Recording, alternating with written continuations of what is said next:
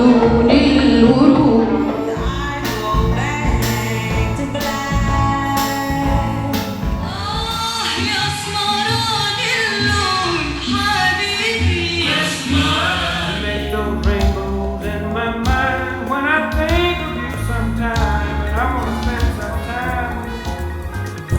سيداتي آنساتي سادتي، مساء الخير.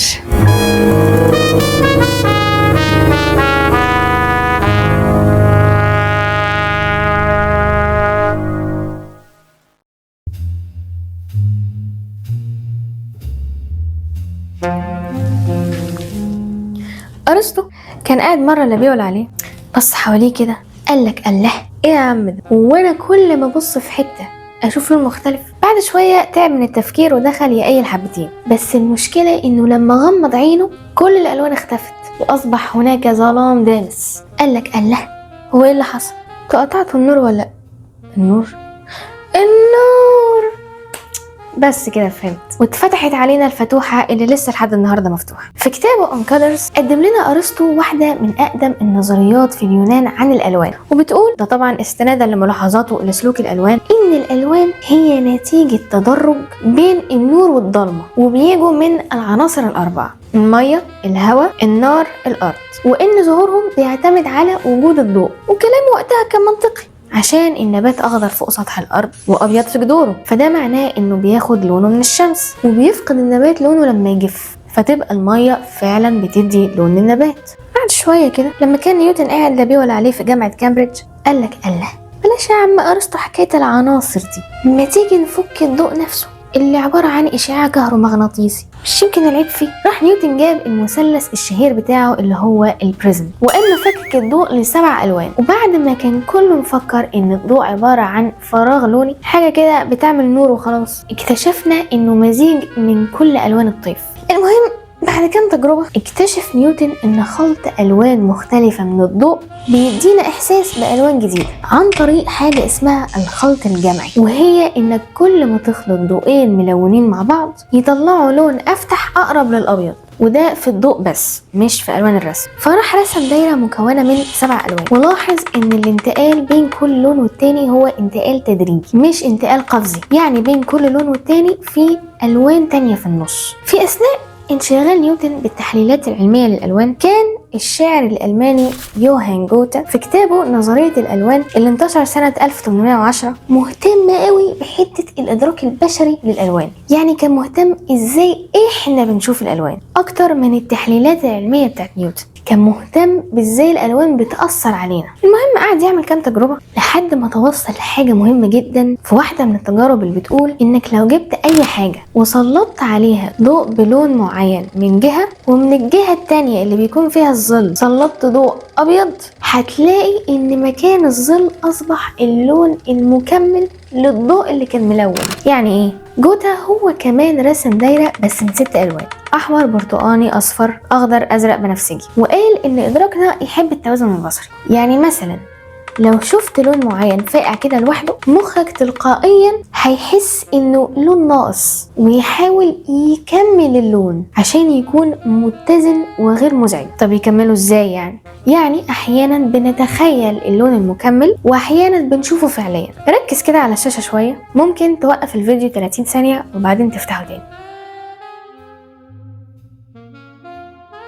دلوقتي بما ان اللون بقى ابيض، المفروض تشوف لون زي كده، اهو ده اللون المكمل، يعني اللون اللي كان في وش اللون الاصفر في الدايرة اللي رسمها جوتا وهو البنفسجي. طبعا نفس الحكاية مع بقية الالوان. وساعتها قال ان العين بتخلق بنفسها حريتها من خلال انتاج عكس اللي بيتفرض عليها، وتكون في الاخر صورة متكاملة مرضية. العلم بقى جه واختصر الكلام بتاع جوتا ده كله وقال ان في ظاهرة اسمها after image، واللي بيحصل فيها انك بتشوف اللون العرضي او الانسيدنتال كولر.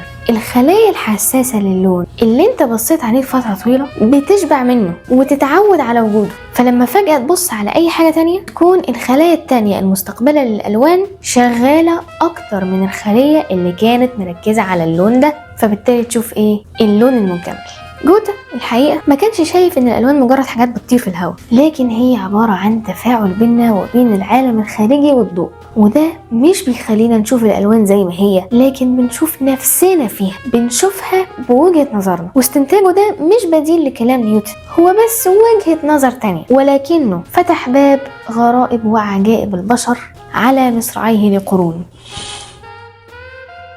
اكبر واشهر دليل على صحة كلامه كان لما صورة الفستان العجيب ده انتشرت، اكيد انت شفته، وكانت خناقة بين مجموعتين، مجموعة تقول انه ازرق واسود ومجموعة تقول انه ابيض وذهبي. ده بسبب ان المخ بيحب يحافظ على حاجة اسمها ثبات اللون او الكالر كونستنسي. يعني مثلا احنا عارفين ان التفاحة حمراء سواء كانت تحت نور الشمس او في الظل او تحت لمبة، مع ان فيزيائيا الضوء اللي دخل عينك متغير، لكن مخك هنا بيصحح الاضاءة عشان يطلع اللون الحقيقي، وبيعمل كده من خلال مقارنة لون الشيء بالمحيط اللي حواليه وفهم نوع الاضاءة، يعني دافية ولا باردة ولا قوية ولا خافتة، ويفلتر التفاحة دي من لون الاضاءة نفسه بحيث يعرف لونها الاصلي، زي كأنه بيتجاهل الاضاءة. بس ساعات المخ بيتلخبط لما المعلومات دي تكون مضللة، زي اضاءة غامضة ومش مفهومة، او انه ما يكونش عارف اللون الاصلي للشيء، او ان المشهد نفسه ممكن يتفهم باكتر من شكل، زي مثلا الخدعة البصرية دي، برضو دي احتمال تكون شفتها قبل كده. لو بصيت على البلاطة A و B هتحس انهم مختلفين، لكنهم في الحقيقة نفس اللون بس متشافين من برسبكتيف معين. يعني المخ مش بس بيبص على اللون مباشرة، لكن على الخلفية والظل والسياق نفسه. وده اللي حصل مع صورة الفستان. الإضاءة كانت هي العامل الأساسي. الناس اللي شافت الإضاءة اللي لونها أصفر مخهم طرح اللون الأصفر فشافوا الفستان أزرق وأسود، أما الناس اللي شافت الإضاءة اللي لونها أزرق مخهم طرح اللون الأزرق أو تجاهل اللون الأزرق فشافوا أبيض وذهبي. في وسط كل الدربكة والبهدلة دي نسينا أهم سؤال، وهو يعني إيه اللون أصلا؟ بالهداوة كده الضوء عبارة عن فوتونات. الفوتونات بتتحرك بسرعة 300 ألف كيلو في الثانية، دي اللي هي سرعة الضوء، وبتتذبذب أثناء حركتها. التذبذب اللي بيكمله الفوتون في كل ثانية اسمه تردد. كل ما التردد يزيد كل ما طول الموجة يقل، والعكس صحيح. والضوء الأبيض في كل الأطوال الموجية المرئية تقريبا ما بين 380 ل 750 نانومتر. حلو. في شبكية العين في ملايين الخلايا المستقبلة للضوء اسمها المخاريط، ايوه اسمها كده، او الكونز، بتمتص الفوتونات وتبعتها كإشارة كهربية للعصب البصري. المخاريط دي منقسمة ل3 مجموعات، طويل متوسط قصير، كل مجموعة بتمتص نطاق موجي معين برضو ما بين 380 ل 750 نانومتر. لكن مش كل مجموعة بتشتغل مع نفسها كده طول الوقت، لكن ساعات بيتعرضوا لأطوال موجية ينفع أكتر من مخروط إنه يحللها، زي مثلا موجة طولها 580 نانومتر. هنا المخروط الطويل هيمتصه، لكن كمان المخروط المتوسط هيمتصه. فين بقى الألوان من كل ده؟ بالظبط، احنا كل ده بنتعامل مع موجات وأضواء ومخاريط.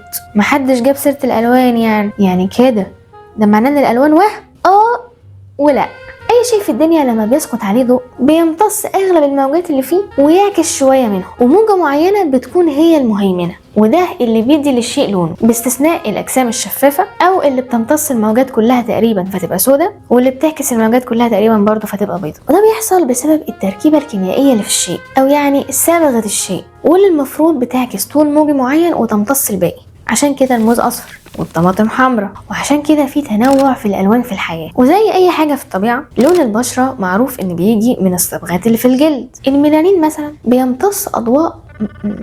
بيمتص اطوال موجيه معينه من الضوء ويعكس الباقي على حسب كميته في الجلد ونوعه. عشان كده بعض الناس بشرتهم افتح او اغمق. الموجات اللي اتعكست دي بتنط في عينك تخش في المخاريط. المخاريط دي كل نوع منها حساس لطيف معين. الطويلة حساسة أكتر للأحمر، المتوسطة للأخضر، القصيرة للأزرق. فالمخاريط تستقبل الأطوال بنسب متفاوتة، والمخ يقارن الإشارات اللي جت من المخاريط وهو يترجمها لون واحد. وعمل ألوان هو إن بعض المخاريط تكون مش شغالة كويس أو مش موجودة، أو ساعات بيكون في مخاريط مختلفة أصلا عن الطبيعية. عارف ده كمان بيفسر إيه أيها المشاهد؟ بيفسر ليه الهدوم بتبان أغمق لما بتتبل، عشان المية بتملى الفراغات الدقيقة اللي موجودة في نسيج الهدوم، فبتغير سلوك الضوء اللي وقع عليها. فبدل ما الضوء يتعكس لعينك يتغلغل أكتر في الهدوم ويوصل كمية أقل من الضوء المعكوس لعينيك. في الحقيقة هي دي الطريقة اللي شاشات الأجهزة بتشتغل بيها، تتكون من 3 ألوان بس زي في العين، أحمر وأخضر وأزرق، وبعدها تشكل ملايين الألوان اللي احنا بنشوفها.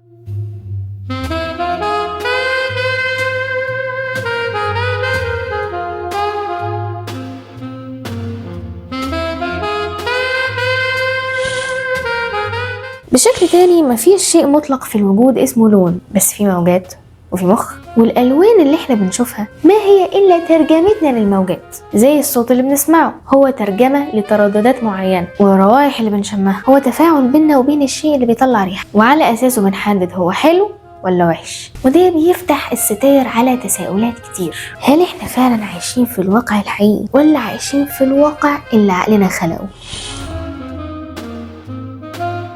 لكن الموضوع مش بيقف هنا، وكل مدى كل ما القاع بيبعد اكتر. المخ مش بيترجم الالوان للونه بس، المخ بيكون الالوان كاحساس، كمشاعر وتجربة خاصة داخلية، او اللي اسمها كواليا. سهل انك تفهم يعني ايه لون، وانك تكون عارف ان الشجرة لونها اخضر والبحر لونه ازرق والتفاح لونه احمر، لكن مش سهل انك تحس بكده وانك تعيش ده فعلا.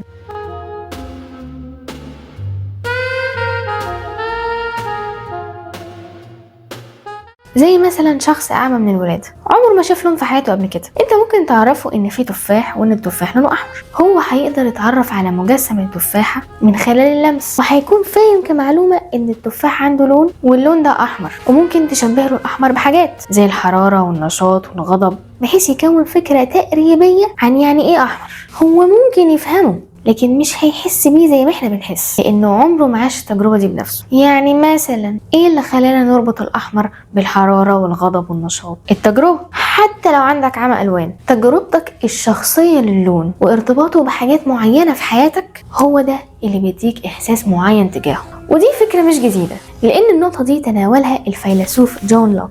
قال ان في صفات اوليه وثانويه للشيء. الصفات الاوليه هي خصائص الشيء نفسه، الفيزيائيه والكيميائيه، بغض النظر عن ادراكنا. يعني البطيخه معروف انها مدوره، دي خاصيتها الجوهريه، مش بتعتمد على رؤيه المشاهد، سواء انت شايفها او لا هي هتفضل بطيخه مدوره. لكن الصفات الثانويه هي الخصائص اللي بتعتمد على المشاهد وعلى وجهه نظره واحساسه، زي الشم والتذوق والسمع، وطبعا الالوان. دي بتعتمد على تجربتك الشخصيه ليها، لانها تختلف من كل انسان للتاني ومن كل كائن للتاني. مثلا انا هريك امثال. واحد ممكن يقولك ان البطيخه قرعه، مش عشان البطيخه فعلا وحشه كواقع، بس عشان هو بالنسبه له البطيخه الحلوه لازم تبقى بتنزع عسل.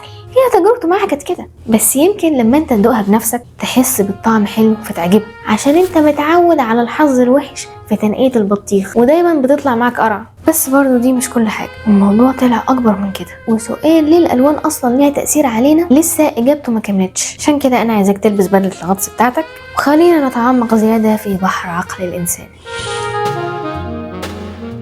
وجود الألوان كجزء يومي من حياتنا مش مجرد جزء عادي، ده شيء مهم جدا احنا بنحتاجه وبنستخدمه يوميا من آلاف السنين. يعني مثلا الإنسان الأول كان بيحتاج ساعات إنه يعتمد على لون الشيء عشان يحدد تصرفه الجاي هيكون عامل ازاي. عندك أشهر مثال الأحمر، طول عمره لون شائع. كل البشر تقريبا عندهم نفس نوع مستقبلات الضوء ونفس تركيبها، فالأحمر من الألوان اللي تتلاحظ بسرعة في الطبيعة، لأن المخاريط الطويلة اللي في عينك لو فاكر كانت حساسة أكتر للنطاق الموجي اللي فيه أحمر، وغالبا بيرتبط بالحاجات المهمة والخطيرة والمحفزة. وده اللي بيفسر ليه في احتمال كبير جدا انك تكون لاحظت الكتاب اللي ورايا ده. نرجع لموضوعنا. مثلا الدم، حيوان هاجم على الانسان الاول ده وعوره، بص على نفسه لقى سائل احمر بيخرج ومعاه وجع، بعد شويه لقى نفسه هفتان وتعبان من النزيف، فراح يدور على اكل، لقى لون احمر تاني زي بعض الثمار الناضجه او لحمه قابله للاكل، يشوفها وهو جعان يتحمس ويعوز ياكلها، فيروح يولع نار عشان يشوي اللحم، يلاقي ان النار ده في يوم مريحه يقدر يطبخ بيها الاكل وطعمه يبقى حلو، بس في نفس الوقت خطر وبتحرق، فممكن يستخدمها عشان يحمي نفسه من الحيوانات المفترسه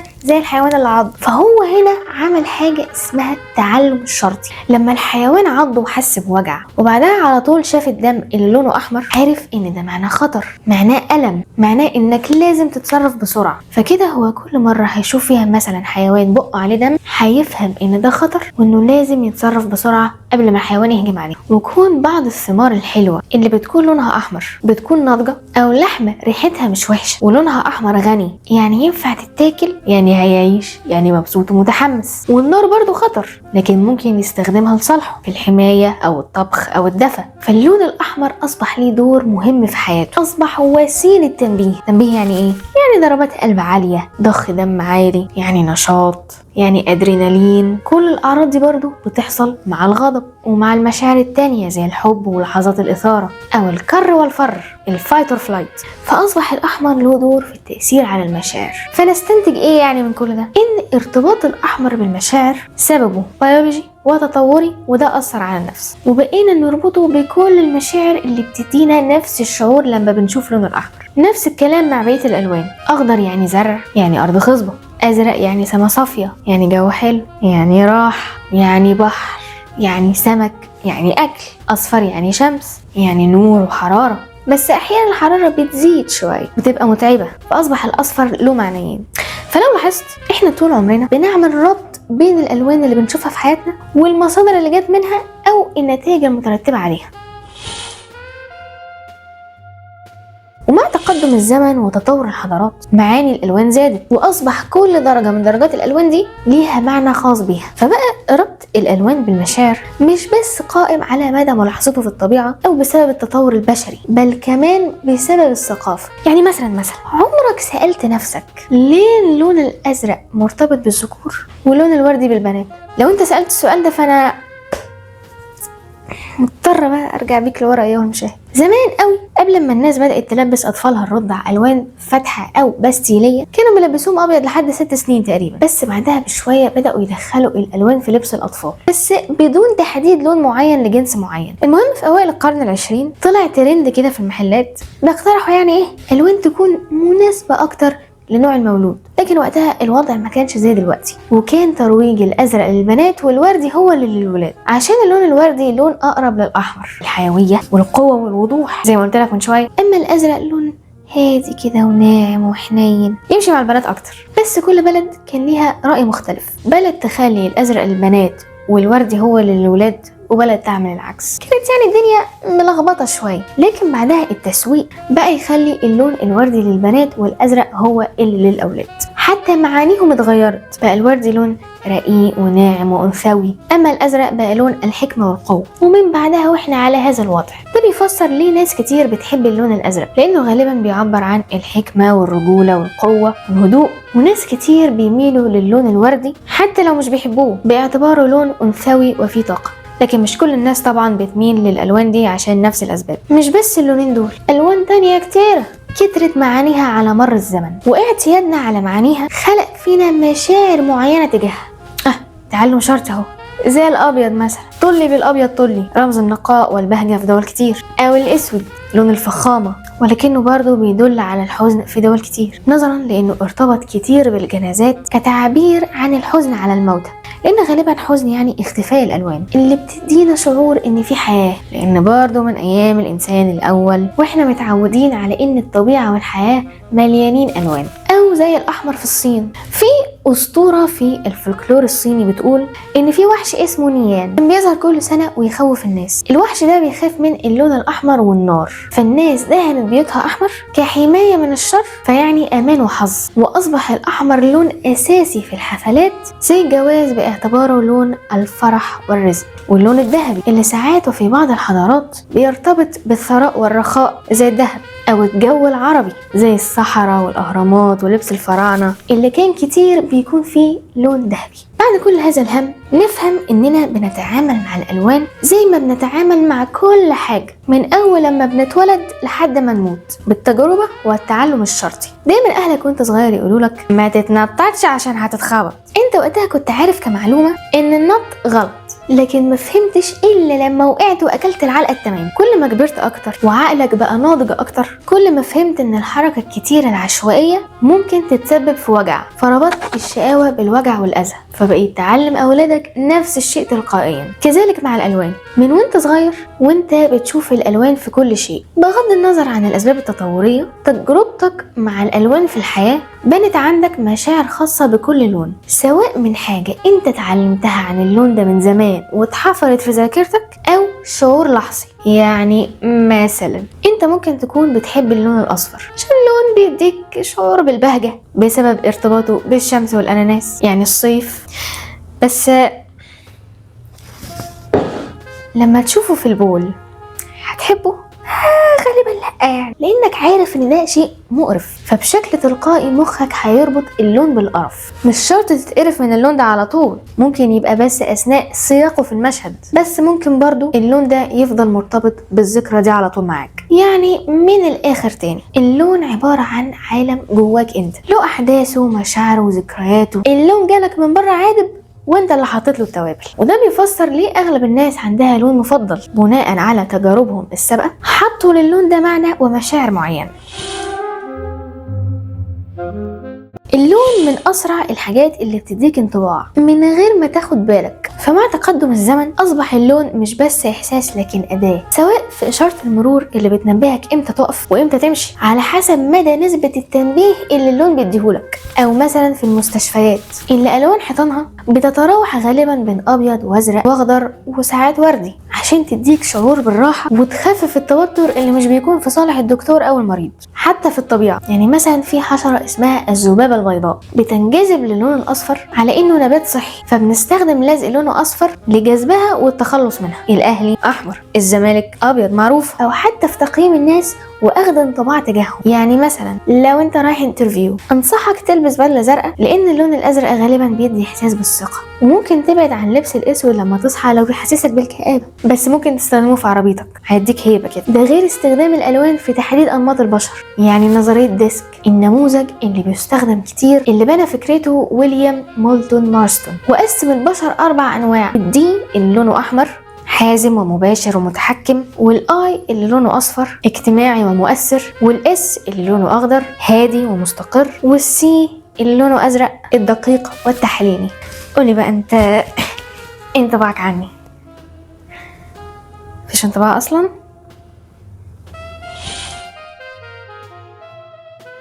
المهم بقى يا ايها المشاهد ان رجال الاعمال واصحاب الشركات والمشاريع الكبيره اخدوا الكلام ده كله وقالوا لك حلو قوي، بما ان الالوان هي وسيله تحكم في تصرفات ومشاعر الانسان بشكل لا واعي ما نستخدمهاش ليه؟ واصبح استخدام الالوان مش مجرد حاجه ترفيهيه، بل علم كامل محتاج دراسه عميقه ومفصله. اي تغير خفيف في درجه اللون ونسبه سطوعه وتشبعه بتغير تماما في معنى الشيء والاحساس اللي هيديه. وعموما الالوان منقسمه لالوان بارده زي الازرق والاخضر والبنفسجي، والوان دافيه زي الاحمر والاصفر والبرتقاني، عشان زي ما قلت لك قبل كده الالوان البارده بتقلل من النشاط فتحسسك بالسقعه شويه، اما الالوان الدافيه عشان بتعلي شويه من النشاط فبتحسسك بالدفء. بس طبعا ده كله فين؟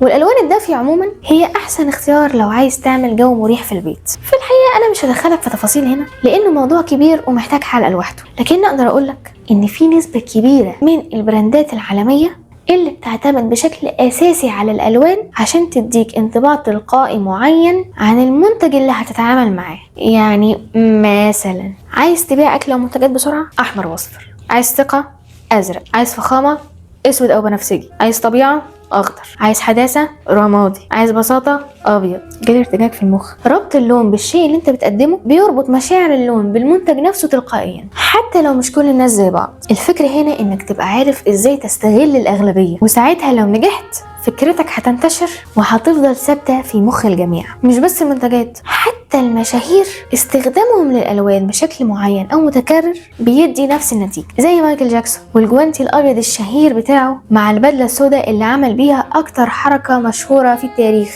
المون ووك. وتايلور سويفت مثلا ألبومها ريد خلى اللون الاحمر علامه خاصه بيها، تشوفها تفتكر الاحمر وتشوف الاحمر تفتكرها، ولون الروج الاحمر الخاص بيها اصبح جزء من شخصيتها.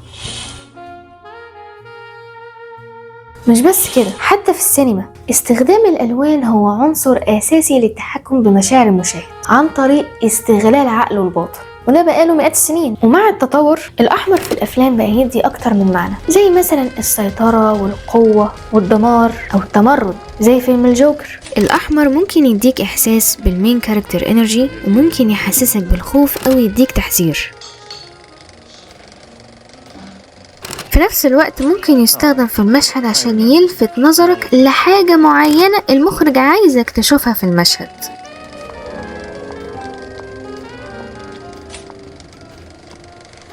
الأخضر ساعات في السينما ممكن يدي شعور بالراحة أو الانسجام، بس ساعات ممكن يدي شعور غريب أو مزعج، أو ممكن يدي شعور بمرض نفسي أو انفصال عن الواقع زي فيلم ذا ماتريكس. الأخضر على قد ما هو لون الطبيعة إلا إنه ممكن يتسبب في الشعور بالضيق أو الخوف.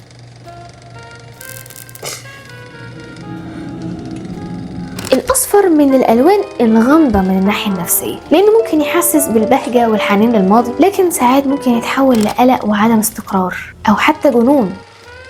الأصفر لون مش مظبوط كده، في منه درجات تحسسك بالبهجة، درجات كده تديلك نوستالجيا، ودرجات تانية تحسسك برضو بالضيق وإنك محاصر في المشهد ويبدأ يوترك.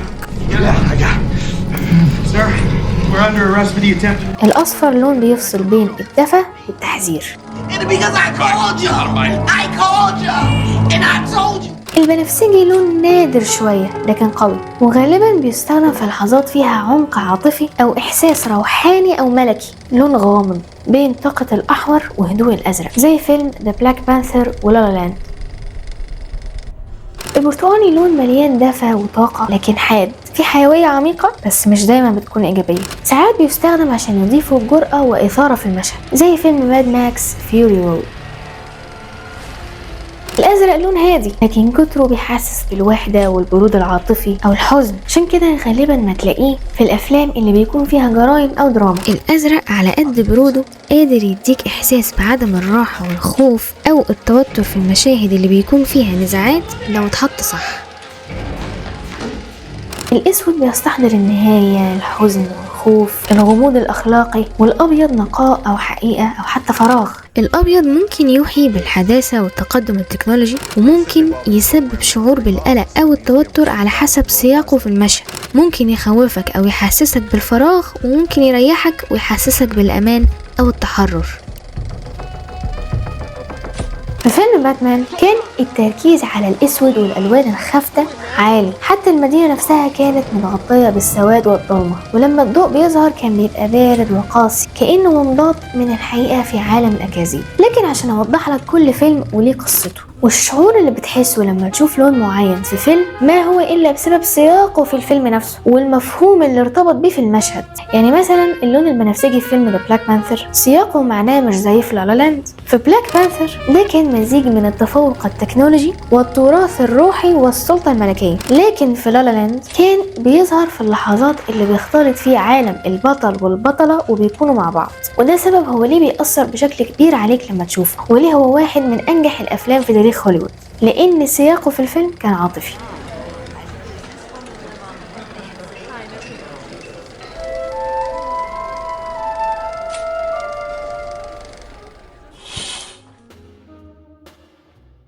لكن الألوان دي مش بتتحط بشكل عشوائي، لازم يكون ليها تنظيم معين. واحدة من القواعد الشائعة اللي بتبسط التصميم في الألوان هي قاعدة 60-30-10، وكتير ما بنشوفها في تصاميم الدواخل واللوحات وطبعا السينما. ببساطة 60% من الإطار لون واحد مهيمن هو اللي بيحدد المزاج والنغم، 30% لون ثانوي عشان يكمل اللون المهيمن، زي ما ذكرت لك اللون المكمل لو فاكر هو اللي بيحدد المشهد سعيد ولا حزين، مشرق ولا داكن، و10% لون مميز يضيف لمسة حيوية واهتمام نظري، يعني لو عايز المشاهد يلاحظ حاجة معينة في المشهد. Knight in shining armor. Weirdo.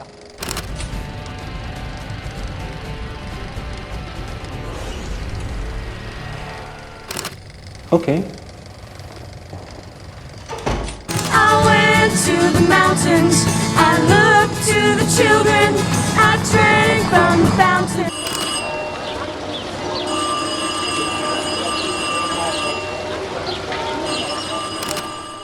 الألوان في السينما مش بس بتديك مشاعر، دي بتحكي لك قصة، وده غالبا بيكون هدف المخرج، إنه يحكي لك قصة بس من سكات. ومش بس في السينما، حتى حياتنا اختيارنا للالوان وشعورنا تجاهه بيحكي عننا قصص يمكن احنا شخصيا ما نعرفهاش. وانا هنا مش بتكلم عن الوان، انا بتكلم عن تفكير، عن ذكريات، عن سلوك، عن اسرار بتظهر في اختياراتنا اكتر ما بتتقال بالكلام. احنا مش بنختار الوان وبس، احنا بنختار شكل حياة، بنختار ازاي نفكر وازاي نحكم، بنختار ازاي نبص على نفسنا وازاي نبص على العالم. واخيرا وصلنا الى اخر الحلقة، وفي النهاية احب اقول الى اللقاء في الحلقة القادمة.